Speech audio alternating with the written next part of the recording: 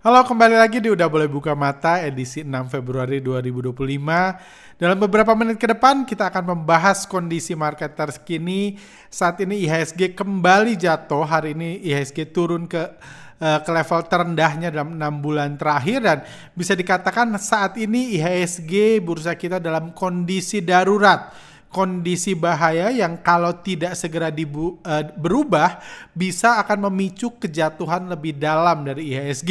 Jadi pada podcast kali ini kita akan membahas saham-saham yang memiliki peran penting terhadap kejatuhan IHSG. Apa yang menyebabkan kejatuhannya tentunya akan kita bahas karena kita sekarang sudah dalam kondisi boleh buka mata dan kita bisa melihat pergerakan bandar dari saham-saham tersebut yang membuat harga sahamnya terjun bebas dan membuat IHSG juga terjun bebas hari ini. Oke, langsung aja kita akan membahas kondisi terkini. Pertama ini market IHSG hari ini IHSG turun ke level 6876, turun 2,12%, dan seperti di market report di Telegram kami dikatakan IHSG mengalami penurunan 2,12% yang dimotori oleh pembelian investor lokal sebesar 2,38 triliun. Seperti Anda ketahui kalau lokal beli IHSG akan hancur, dan hari ini lokal panik buying membeli sangat banyak saham-saham di bursa kita yang membuat IHSG turun sampai 2,1%. Dan kalau kita lihat saham-saham yang dibeli asing, ada saham yang dibeli asing tapi yang asing belinya nggak banyak, hanya di BRIS, BBRI dan lain-lain. Tapi ada saham juga yang dibeli sama investor lokal, ini yang mengerikan. Top lokal buy ada BMRI 1,3 triliun, harga sahamnya hancur hari ini. BBCA juga hancur, Goto dan seterusnya. Oke, jadi kondisi saat ini bisa dibilang investor lokal lagi panik buying, dan itu akan menjadi motor kejatuhan IHSG sampai kapanpun ini terjadi. Jadi itu sesuatu yang bisa kita katakan darurat karena somehow pahlawan bursa ini muncul lagi nih.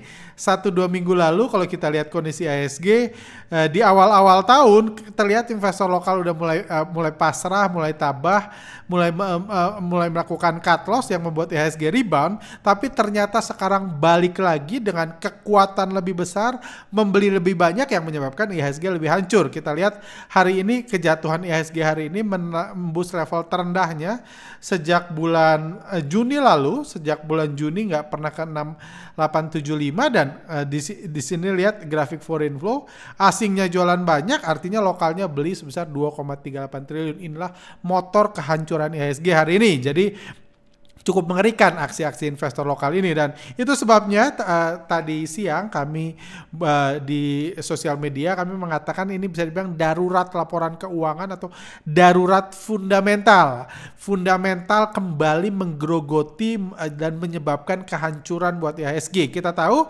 dalam beberapa seminggu terakhir ini itu musimnya rilis laporan keuangan, dan kalau Anda lihat laporan keuangan perusahaan-perusahaan utama terbesar di Indonesia, BBCA udah rilis laporan keuangan, BMRI udah, BBNI udah, semuanya laporan keuangannya tumbuh. Jadi kinerja keuangan perusahaan fundamental sangat baik di BI. Dan tentunya kinerja yang baik ini terus memicu para fundamentalis dan para pahlawan bursa yang terus memborong saham-saham fundamental yang mendorong kejatuhan sahamnya. Kita tahu pertama bank besar yang merilis BBNI rilis laporan keuangan, labanya tumbuh terbesarnya sepanjang sejarah, investor lokal borong, fundamentalis borong, hancur BBNI. Selanjutnya BBCA rilis laporan keuangan, labanya tumbuh double digit. Bank sebesar BBCA bisa labanya tumbuh double digit, ini sesuatu yang luar biasa di dunia keuangan. Tumbuh double digit, kreditnya tumbuh, kredit bermasalahnya berkurang dan lain, kinerjanya luar biasa, hancurlah BBCA. Kenapa hancur? Karena diborong oleh para pahlawan bursa dan fundamentalis. Hancur BBCA, setelah itu udah dibahas pada podcast sebelumnya kan. Selanjutnya kejadian lagi BMRI kemarin rilis laporan keuangan labanya 56 triliun, lebih besar bahkan dari BBCA sekalipun yang sudah tumbuh. Laba BMRI lebih besar 56 triliun. Hari ini harga sahamnya tadi kita lihat masuk top buy lokal 1,3 triliun diborong investor lokal. Hari ini hancur saham BMRI sampai 7,6%. Jadi ini sangat mengerikan karena kinerja positif perusahaan itu dimanfaatkan oleh para fundamentalis dan para pahlawan bursa untuk memborong saham tersebut yang menyebabkan kehancuran saham tersebut.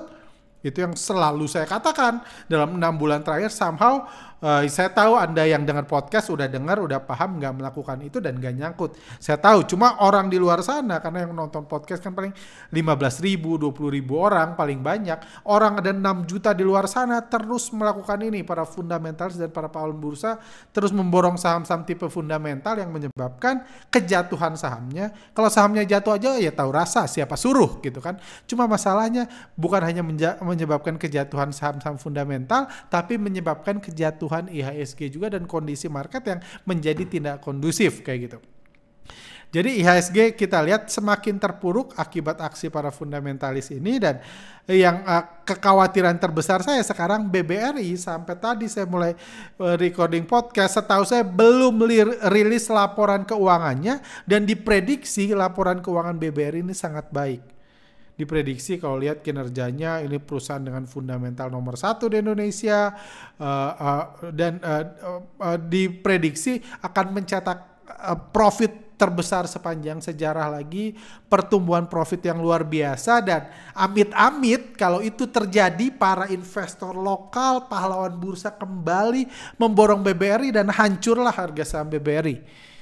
Itu hal yang saya khawatirkan sebenarnya, cuma ya itu resiko yang kita sebagai investor, sebagai trader pengikut asing yang harus bisa memanage resiko itu, harus bisa hidup dari kondisi tersebut kayak gitu. Dan dari sini tentunya kita belajar ya, ini juga pembelajaran yang saya sharing di awal tahun atau di akhir tahun ya, saya mengatakan pembelajaran terbesar saya dari tahun 2024 adalah jangan pernah meremehkan kekuatan para pahlawan bursa.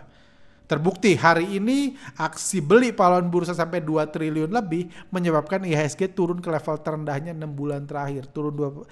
Jadi nggak main-main ini pahlawan bursa ini. Jangan pernah meremehkan mereka, karena memang betul fundamental sudah lama mati, memang betul sudah banyak sekali buktinya. Rasanya orang menyanggah pun udah malu kalau mengatakan fundamental masih hidup. Tapi fundamentalis, orang yang percaya fundamental itu masih banyak banget di bursa kita. Fundamentalis masih hidup dan aksinya masih jadi ancaman besar buat IHSG seperti saat ini. Seperti itu ya kembali lagi sebagai trader ya, kita undak-undak boleh ngeluarin undak-undak tapi harus bisa manage kondisi. Saya pribadi sekarang semakin berhati-hati membeli saham-saham meskipun asing udah terlihat mulai ada akumulasi, tapi kalau saya lihat udah bahaya nih kalau kinerja bagus, laporan keuangan bagus, profit naik, diborong lagi sama para fundamentalis, diborong lagi sama pahlawan bursa, hancur lagi sahamnya. Jadi kita harus hati-hati masuk dikit-dikit kalau ngeliat asing masuk. Tapi kalau ngeliat lokal-lokal mulai panik buying ya kita cepetan ikut profit taking. Ikutan jual, buang ke para fundamentalis, nunggu mereka cut loss lagi di harga lebih rendah. Tentunya itu strategi yang saya lakukan. Kayak gitu, jadi ini waspada terhadap fundamentalis ini karena sampai saat ini kondisi darurat karena aksi-aksi mereka masih terus menjadi ancaman besar buat IHSG, menyebabkan kejatuhan IHSG seperti ya contohnya hari ini kita lihat aksi beli investor lokal sebesar 2,38 triliun ini menyebabkan IHSG turun sampai 2,12%. Kayak gitu. Jadi jangan pernah remehkan kekuatan pahlawan bursa. Ada juga yang menarik ini kalau Anda tanya komentator saham itu mengatakan komentator saham tentunya akan dipecat kalau mereka akan bilang kenapa IHSG jatuh karena lu beli sih, akan dipecat mereka sama ini karena komentator saham juga kan hidupnya dari gaji ya bukan dari profit. Jadi dia kalau ngomong hal-hal yang nggak menyenangkan penontonnya tentunya akan dipecat. Jadi komentator saham mengatakan kalau IHSG turun karena Donald Trump karena aksi perang dagang antara AS dan China jilid 2. Jadi kalau Anda baca di media, nonton di TV kayak gitu, itu kecap-kecap yang sering diinikan, kecap perang dagang jilid 2. Cuma apakah itu benar atau tidak? Pertama kita lihat. Let's say kalau Amerika perang sama Cina menyebabkan gejolak di ekonomi China dan Amerika, kenapa bursa Dow Jones malah naik?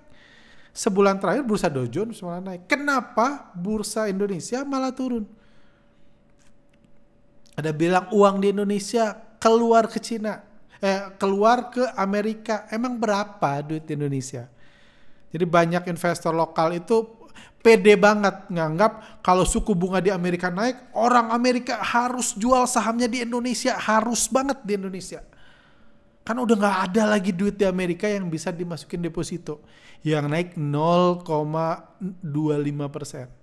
Orang gila kali harus jualan di Indonesia, pindahin ke Amerika untuk masukin karena suku bunganya naik 0,25%. Ada yang bilang suku bunga nggak naik, harus jualan, suku bunga Amerika nggak naik, harus jualan saham di Indonesia untuk dibawa ke Amerika.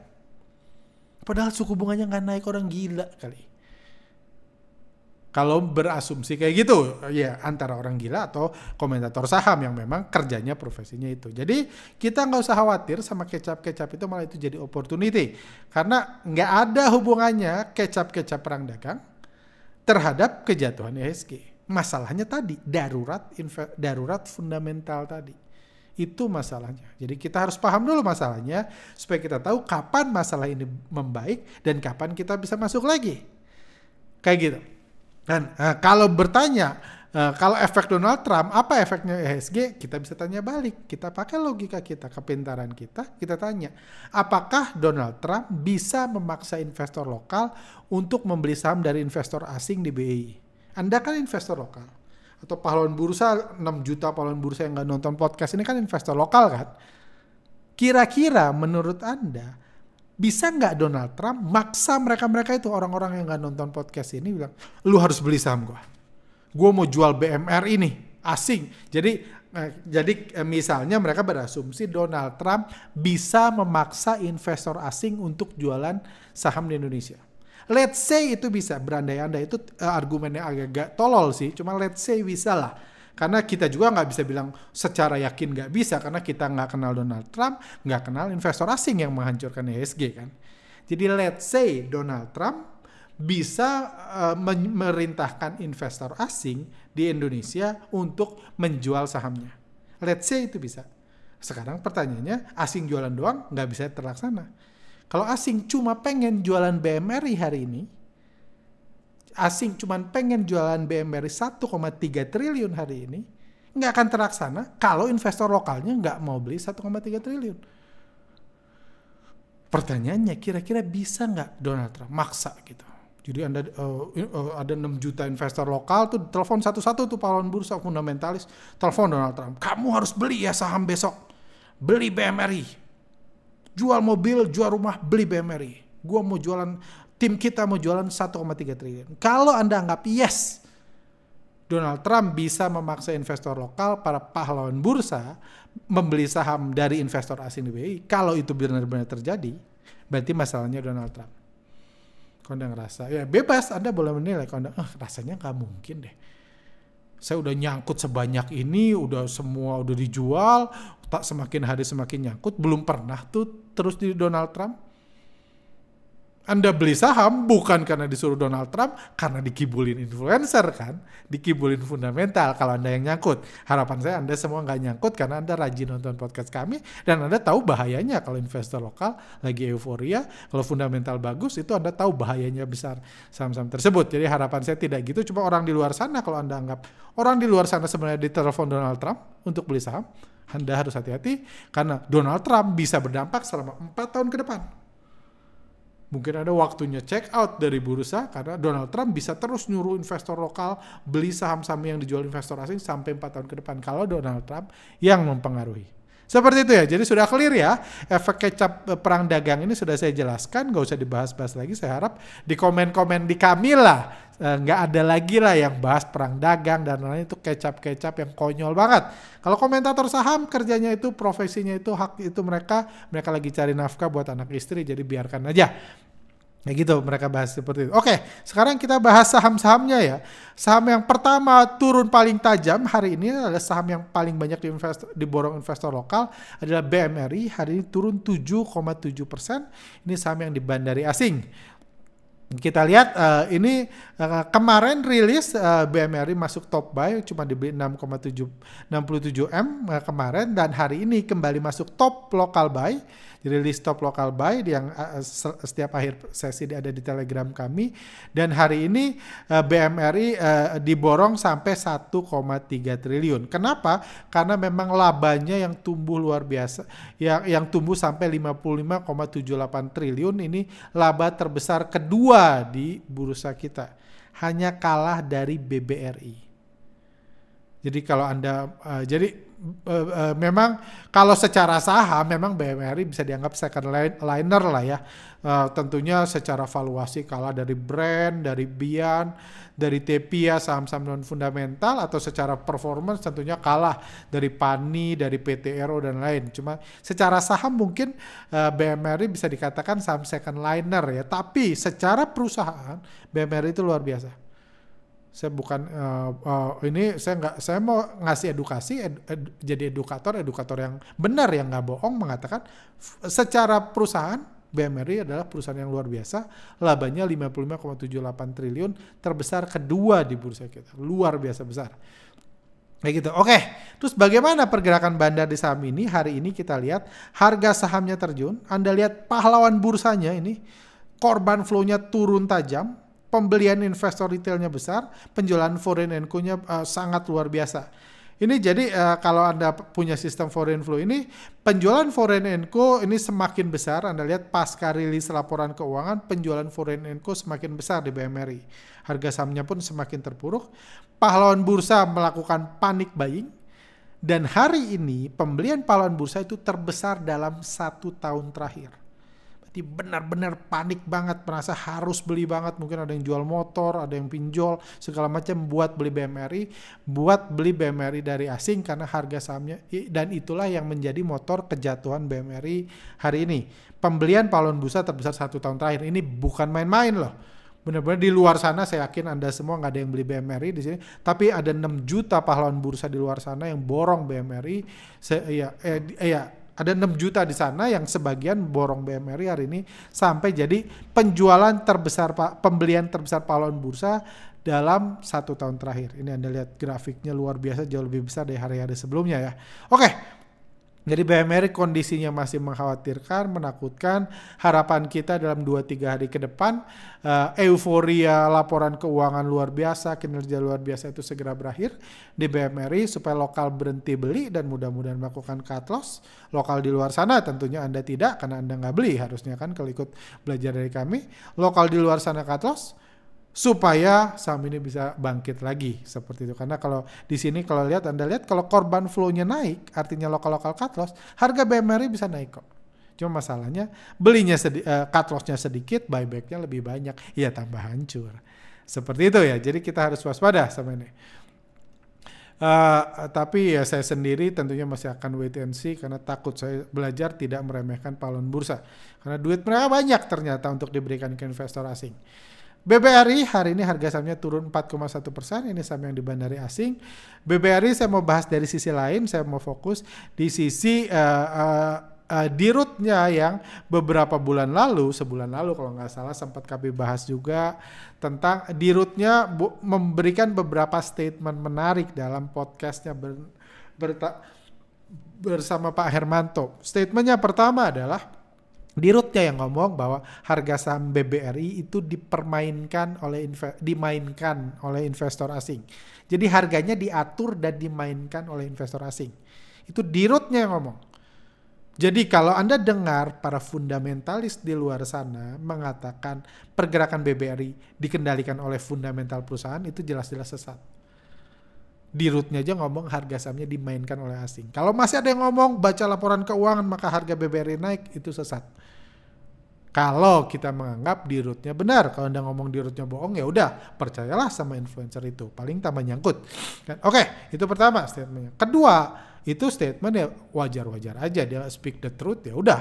nggak ada yang harus dikritisi. Tapi kedua yang mengerikan adalah beliau pengen kedepannya investor asing nggak memainkan lagi saham BBRI, tapi beliau pengen para investor lokal memborong saham BBRI. Terus beli dari investor asing. Padahal sekarang aja baru sekitar 10% saham investor asing yang dijual ke lokal. Harga saham BBRI udah hancur, BBRI jadi saham dengan korban terbanyak di IHSG per hari ini. Dengan nyangkuters terbanyak di ini, dan beliau bilang harus ditambah. Semakin banyak yang beli, semakin banyak yang nyangkut. Supaya dikuasai lokal katanya. Padahal kita tahu BUMN yang dikuasai lokal hancur. Kayak Waskita, kayak Wika dan lain-lain. Hancur kalau dikuasai lokal. Semua saham BUMN yang berkasa karena dipermainkan asing harga sahamnya. Kalau dikuasai lokal hancur. Itu fakta. Silahkan lihat datanya kalau nggak percaya. Kami sering bahas di Telegram. Silahkan. Semuanya hancur kalau udah dikuasai lokal. Seperti itu, cuma itu statement beliau. Dan menariknya lagi, beliau ini yang buat saya respect sama beliau itu nggak cuma ngomong. Beliau itu benar-benar beli saham BBRI. Beliau itu kan orang lokal kan. Orang lokal idealnya cut loss biar BBRI naik. Sebagai direksi dia harusnya berharap saham BBRI naik. Seharusnya dia cut loss misalnya. Tapi beliau enggak. Beliau bilang beliau pengen mengambil kekuasaan asing, membeli saham asing, dibeliin. Dan beliau beneran beli. Ini saya lihat backtesting ke belakang. Dari berita-berita kan setiap dirut beli harus dilaporkan kan. Tanggal 6 Januari 2023, beliau beli saham BBRI di harga 4615 senilai 1,33 miliar sebanyak 2.877 lot. Tanggal 13 Juni 2024, beliau beli lagi BBRI sebanyak 2.277 lot di harga 4.380. Dan beberapa minggu lalu, beliau beli lagi saham BBRI sebanyak 2.100 lot di harga 4.200. Ini berita publik, bukan mengada-ngada. Jadi di sini saya bisa respect sama beliau. Karena beliau benar-benar terlepas dari beliau salah. Kalau tentang saham ya. Beliau salah kalau lokal itu akan menuju, ya beliau belum ngerti aja, dia kan ngurusin perusahaan kan, kerjanya bukan goreng saham, tapi beliau benar-benar beli, gitu, beliau benar-benar melakukan apa yang dia terus beli. Dan di sini satu hal lagi yang bisa kita buat teman-teman yang nyangkut di BBRI yang bisa kita merasa lagi adalah ternyata dirutnya juga nyangkut. Dirutnya juga ternyata pahlawan bursa, jadi nggak heran juga kalau beliau pengen lebih banyak lagi orang-orang menjadi pahlawan sama seperti beliau. Beliau ternyata dirutnya juga nyangkut, karena kalau kita hitung 6 Januari, 13 Juni, 16 Januari, pembelian direktur ini dalam 3 tahun terakhir ini menghasilkan investasi pembelian total investasi di BBRI-nya 3,2 M, average-nya 4421. Artinya floating loss beliau kalau mau jual, mau berkorban nih, misalnya hari ini tadi sore, kalau beliau mau berkorban, beliau harus cut loss 327 M. Kalau beliau mau berkorban. Tentunya kalau beliau berkorban, beliau cut loss, tentunya para pahlawan bursa akan ikut panik kan, wah dirutnya aja cut loss kayak gitu. Kalau itu terjadi, tentunya saham BBRI bisa naik lagi. Karena para pahlawan bursa fundamentalis akan ikut beliau, tentunya ikut cut loss dan asing beli harganya naik lagi. Itu seandainya. Cuma menariknya lagi, beliau sepertinya nggak ke situ arahnya. Apalagi beliau orang hebat, orang pintar, orang berkuasa. Jadi akhir minggu lalu beliau mengeluarkan statement sangat menarik, mengatakan beliau mau minta restu buyback BBRI di RUPS bulan Maret nanti. Jadi beliau minta restu buyback. Jadi awalnya beliau beli pakai duit sendiri nih. Nyangkut, semakin hari semakin nyangkut kayak gitu kan. Sekarang beliau udah ngajak investor lokal, pahlawan bursa, yuk beli saham BBRI. Yuk beli saham BBRI supaya nggak dipermainkan asing lagi. Itu kan, timelinenya. Sekarang beliau dengan ininya mau mengajukan ke Kementerian BUMN bilang, gua mau buyback saham BBRI. Bukan gua, BRI mau buyback sebanyak 3 triliun selama 12 bulan ke depan. Jadi ini menarik. Karena ini bukan pahlawan sembarangan ini. Bukan pahlawan bursa sembarangan. Beliau bahkan bisa mengusulkan supaya perusahaan melakukan buyback. Oke, sedikit kita bahas dulu tentang buyback. Buyback itu ada beberapa peraturan yang perlu Anda ketahui kalau Anda mau mengerti efek dari buyback. Pertama, peraturannya adalah buyback secara peraturan saya pernah baca itu kalau mau buyback pembelinya, misalnya BBRI mau buyback itu hanya boleh antri di bid. Jadi antri di kiri nih, cuma boleh antri di kiri. Cuma boleh ngantri beli. Dan artinya apa? Buyback itu dananya tidak bisa digunakan untuk menggoreng saham, menaikkan harga saham dengan cara hajar kanan, nggak bisa. Kalau Anda nggak ngerti ini, kalau Anda nggak ngerti apa yang saya omongin, Anda stop trading, berhenti trading, nonton video saya cara naik turunin harga saham. Kalau Anda belum ngerti, Anda sudah sangat jauh tersesat, Anda harus nonton dulu. Jadi intinya, secara peraturan tertulis itu buyback itu cuma boleh ngantri di bid, jadi tidak bisa menaikkan harga saham. Mau belinya 3 triliun, 30 triliun, secara peraturan tertulis nggak bisa menaikkan harga saham karena belinya di bid. Itu satu. Cuma tentunya ada peraturan tertulis, ada peraturan di lapangan kan. Saya nggak tahu peraturan di lapangan karena tidak ditulis. Kita tahu bursa kita kan. Oke, lanjut. Ada juga buyback BRI ini dari informasi yang ada saat ini tidak ada range harga minimal atau maksimal dalam pembelian saham ini. Jadi intinya 3 triliun berapapun harga BBRI mau dibeli selama 12 bulan ke depan setelah RUPS. Kurang lebih strategi buybacknya itu. Oke, dari strategi buyback kita harus berpikir cerdas, berpikir kritis. Oke, BBRI mau buyback 3 triliun, nggak peduli di harga berapa, dan buyback itu nggak bisa hajar kanan. Terus pertanyaan selanjutnya yang harus kita tanyakan, ini kalau buyback, saham buyback yang dibeli itu sahamnya siapa? Karena namanya buy, ketika ada pembeli harus ada yang jual kan? Paling bagus sebenarnya buyback itu beli saham dari pahlawan bursa. 6 juta pahlawan bursa di luar sana, nyangkuters di luar sana, bukan 6 juta lah, 600.000 nyangkuters di luar sana, jual sahamnya ke BBRI. Itu paling bagus.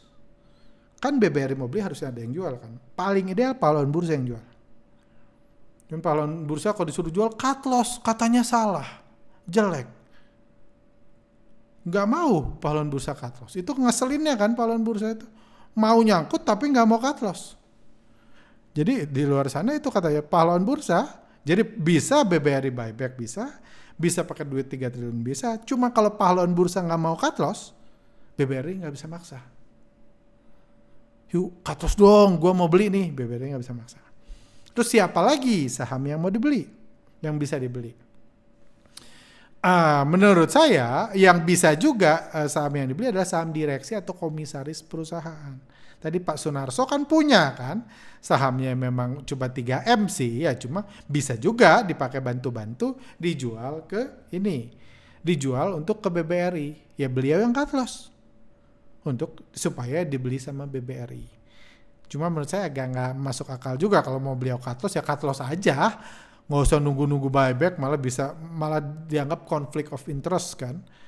Minta BBRI beli saham dia yang cut loss gitu, dia yang jual, tentunya bisa konflik of interest. Menurut saya enggak juga. Bisa juga buy. Terus siapa lagi yang punya BBRI ya? Asing. Bisa juga buyback saham milik asing. Masalahnya 3 triliun bagi asing itu receh. Kalau cuma mau beli 3 triliun doang, itu asing 2 kali pencet bisa kejual semua, habis duitnya.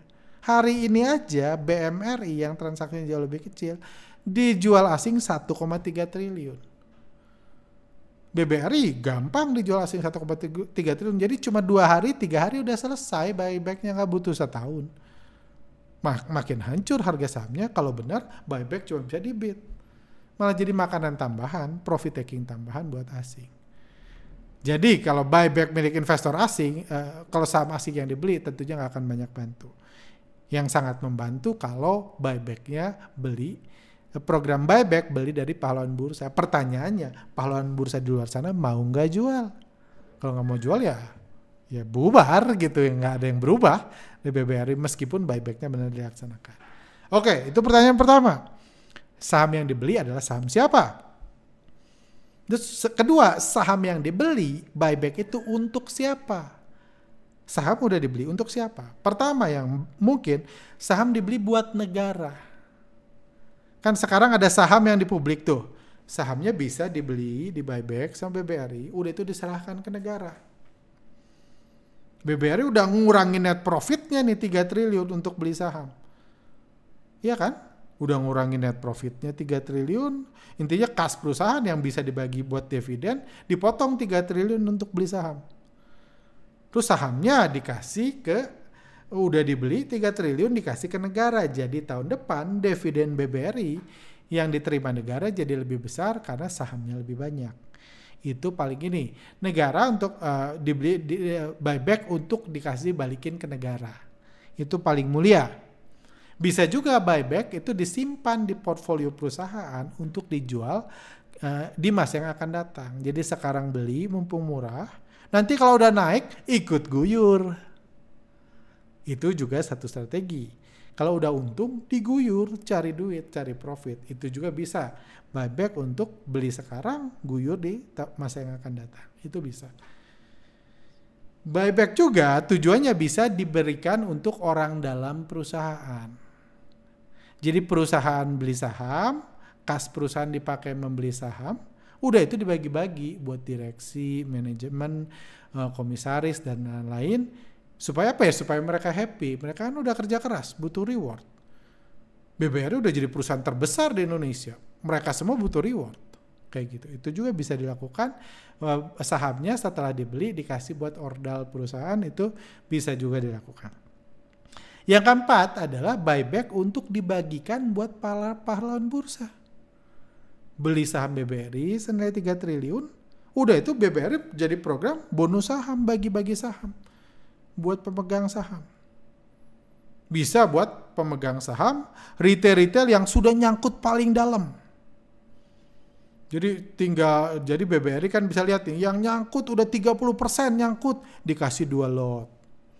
Dikasih 3 lot. Jadi supaya mereka dapat average down di harga Rp0. Untuk pemulihan para pahlawan bursa. Penghargaan buat pahlawan bursa. Jadi bisa buyback, sahamnya udah kekumpul 3 triliun, dikasih buat pahlawan bursa. Atau bisa juga dikasih ke yang rajin baca laporan keuangan.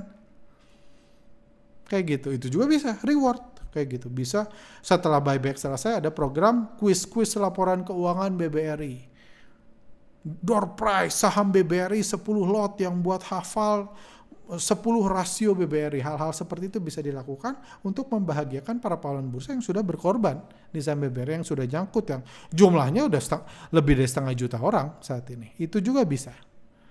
Terus BBRI ini dari 4 option ini kira-kira mana yang akan dipilih untuk uang saham buybacknya dipakai buat apa? Kalau dari beritanya, Anda bisa search beritanya, panjang lah bla bla bla bla bla bla. Ini saya highlight aja. Jadi hasil buyback itu akan dilakukan program kepemilikan saham pekerja dan atau direksi dan dewan komisaris, serta dilakukan secara bertahap sampai dengan jangka waktu pengalihan saham buyback 2025 berakhir. Jadi intinya kalau dari berita yang saya baca, jadi memang buyback ini tujuannya buat ordal perusahaan. Buat direksi, buat komisaris, buat pekerja kayak gitu. Jadi ordal perusahaan. Jadi perusahaan pakai buyback 3 triliun, uang 3 triliun, uang profit, uang kas perusahaan dipakai beliin saham BBRI. Udah itu mau dibagi-bagi buat ordal. Which is menurut saya sangat layak. Ini satu penghargaan buat perusahaan nomor 1 di Indonesia. Ini sangat layak. Jadi ordal-ordal ini, jadi saya cukup yakin sih program ini akan berjalan karena tentunya ordal-ordal ini pengen gitu. Bayangkan kalau Bapak ini misalnya di root juga tentunya harusnya dapat kan. Dapat misalnya 10.000 lot lagi di Rp0. Average-nya kan langsung turun. Dikasih gratis kan, sebagai ordal dikasih gratis, average-nya langsung turun. Kalau beli 10.000 lot di Rp0 langsung average-nya mungkin udah tinggal 2.700, udah kayak asing average-nya. Asing ngeguyur, beliau bisa ikut guyur nanti di masa yang akan datang. Seperti itu. Jadi menurut saya ini sangat baik, dan saya dukung program buyback ini. Oke. Kalau dari sisi BBRI, kalau kita lihat ini saya langsung kesimpulan aja, pahlawan bursa masih menunggu rilis laporan keuangan BBRI, jadi belum ada aksi panik buying dari pahlawan bursa. Kalau Anda lihat korban flow-nya masih rata, foreign flow-nya masih rata. Tidak ada indikasi net sell besar-besaran dalam 2 hari terakhir kejatuhan BBRI. 2 hari ini BBRI jatuh, tapi tidak ada net sell besar-besaran. Pergerakan tidak ada pergerakan bandar atau pahlawan bursa yang berarti pasca pengumuman rencana buyback. Jadi setelah buyback diumumkan juga nggak ada panik buying asing, nggak ada panik buying pahlawan bursa, nggak ada. Jadi biasa-biasa aja seperti itu. Jadi intinya so far pengumuman buyback ini sangat positif buat orang dalam perusahaan, tapi buat asing, buat bandar, buat korban pahlawan bursa nggak ada efeknya so far. Gitu. BBCA harga sahamnya turun 2,1%. Ini juga saham yang dibahas sebelumnya, kinerjanya luar biasa. Karena kinerjanya luar biasa, para investor retail beli, korban flow turun, dan investor asing terus jualan. Jadi penjualan foreign and co terus berlangsung setelah rilis ke laporan keuangan. Pahlawan bursa masih panik buying. Kalau Anda lihat, pahlawan bursa masih melakukan panik buying di saham ini karena fundamentalnya bagus dan satpamnya ramah. Harga foreign flow, foreign and co, dan korban flow semua ada di level terendahnya. Di podcast sebelumnya saya jelaskan apa artinya ini. Silahkan nonton ulang kalau Anda belum ngerti. Seperti itu. Lanjut, cepat aja. BBNI harganya turun 4,6%, ini bandar asing. Ini juga saham yang mengumumkan berita buyback, saya nggak akan kupas buybacknya, silakan baca sendiri. Total mau buyback 905 miliar. Kalau ini buat ordal perusahaan juga tentunya saya cukup optimis ini akan digolkan di RUPS nanti dan akan terlaksana sepanjang tahun 2025. Oke. Kalau secara grafik foreign flow-nya kenaikan BBNI sebelum LK sebelum laporan keuangan di sini BBNI sempat naik. Ini grafik foreign and co-nya juga pelan-pelan bergerak naik kan, walaupun nggak naik banyak. Tapi gagal setelah ada keluar berita laporan keuangan, kinerja perusahaannya bagus, para pahlawan bursa borong lagi dan harga sahamnya turun. Sekarang korban flow-nya udah di level terendah lagi, kayak gitu. Ini kenaikan sebelum LK gagal karena aksi buying pahlawan bursa pasca laporan keuangan, dan cut loss para pahlawan bursa sebelum laporan keuangan di sini, cut loss pahlawan bursa di sini itu lebih kecil dari buyback pahlawan bursa pasca rilis laporan keuangan. Jadi sebelumnya saham ini menarik, ya sekarang kurang menarik lagi. Itu yang saya katakan, kita harus waspada, benar-benar tidak pernah meremehkan aksi para pahlawan bursa dan fundamentalis di bursa kita. Kita harus kasih respect dan benar-benar hati-hati dengan beliau-beliau itu. Terakhir ada BRIS. Harga sahamnya hari ini sempat hijau sebentar, tapi di penutupan turun lagi. Ini BRIS hari ini juga merilis laporan keuangan, labanya tumbuh 22%, gila banget.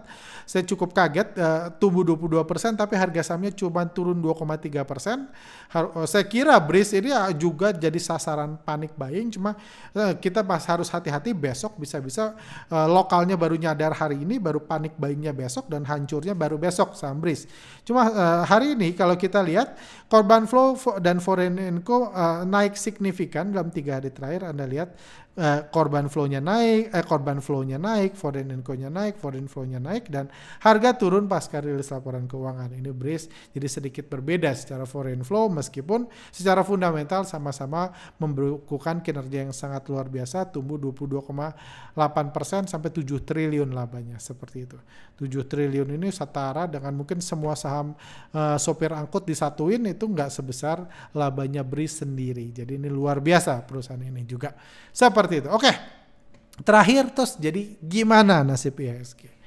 Di masa darurat fundamental, bahaya hal-hal menakutkan, dan resiko aksi para fundamentalis dan pahlawan bursa yang terus bisa menggerogoti IHSG, menghancurkan IHSG. Pertama, kita harus mewaspadai bahaya rilis laporan keuangan BBRI. Karena saya sangat optimis, saya dengar analis juga mengatakan kinerjanya bakal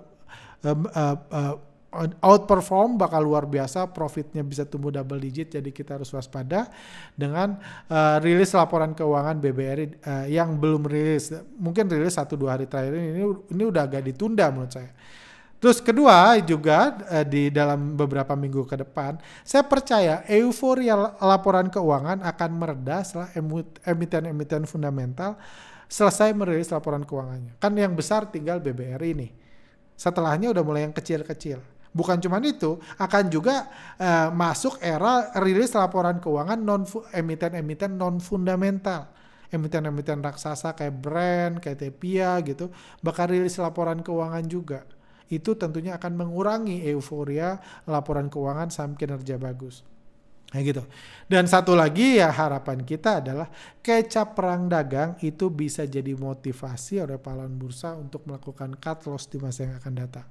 Jadi kita berharap gitu, kita berharap setelah euforia laporan keuangan selesai, lokal-lokal dan fundamentalis berhenti borong saham, akan ditimpa dengan euforia laporan keuangan saham-saham non fundamental kayak gitu, yang tentunya nggak akan ada lagi yang labanya 50 triliun, 40 triliun kayak gitu, nggak akan ada karena ini saham-saham non fundamental, saham-saham utama di bursa kita.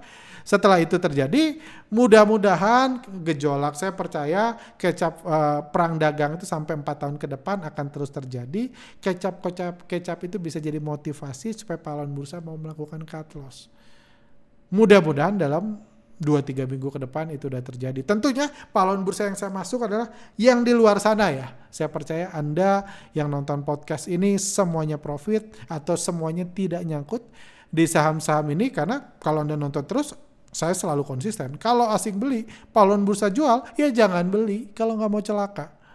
Kayak gitu kan. Saya percaya Anda semua nggak ada yang cut loss, nggak ada yang butuh cut loss, punya modal bagus, siap menunggu asing masuk, siap menunggu pahlawan bursa di luar sana yang ada 6 juta orang yang nggak nonton podcast ini untuk cut loss. Mudah-mudahan dengan kecap perang dagang itu bisa terjadi, karena tujuan kami satu di sini setiap podcast adalah tujuan kami adalah untuk kebangkitan IHSG. Untuk IHSG naik setinggi-tingginya, digoreng setinggi-tingginya, baik saham fundamental dan saham non-fundamental, semuanya naik setinggi-tingginya, karena itulah dari kenaikan dan digorengnya saham-saham tersebutlah kebaikan, keuntungan bisa dihasilkan oleh mayoritas investor retail, pengikut bandar, bahkan pahlawan bursa sekalipun yang menikmati pengorbanan pahlawan bursa lain yang sudah cut loss sebelum mereka. Seperti itu. Oke.